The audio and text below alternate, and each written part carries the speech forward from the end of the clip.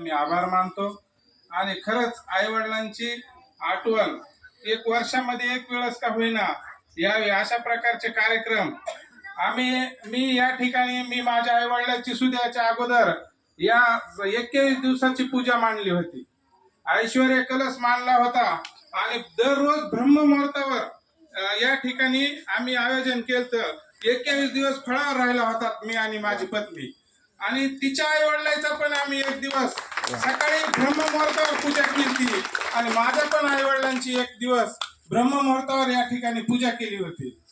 आम्ही या ठिकाणी जे आम्हा भगवान आहेत आम्हा भगवानच्या कार्यक्रमामध्ये 21 दिवसाची पूजा परळीमध्ये आम्ही केली आणि ती आम्ही दोघ जणांनी अशा पद्धतीची केली की 21 दिवसानंतर त्यांचे दर्शन करायचं होतं आणि ती फक्त आम्हा दोघ जणांना परळीतून घडली होती.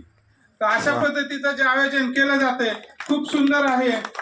यामध्ये आपल्याला मुलाचं आणि आईवडिलांचं नातं मुलीचं आईवडिलांचं नातं यामधून या ठिकाणी आपल्याला मातृप्रेम कायमस्वरूपी राह माता पित्यांचं आदर कसा केला जातो. आई वडिलांनी जन्म दिला म्हणजे सर्व दिलं. मुलं काय करतात मुलं म्हणतात की मला जमीन जायदाद पाहिजे. जमीन जायदादीची काहीच गरज नाही. तुम्हाला जन्म दिला हेच काही भरपूर दिलं. अशा पद्धतीनं जे मानतात आता काही जरी दिलं तरी ते काही जण या ठिकाणी मुलं आणि मुली मानत नाहीत.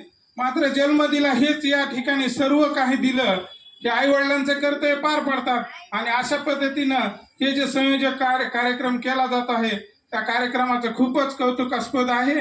आई वडिलांची खरंच या ठिकाणी अशा पद्धतीचा दरवर्षी कार्यक्रम आपल्या या ठिकाणी कंडक्टर कॉलनीत व्हावा अशी या ठिकाणी सर्वांना आयोजकांना विनंती करतो आणि माझे 2 शब्द संपवतो. जय हिंद जय महाराष्ट्र.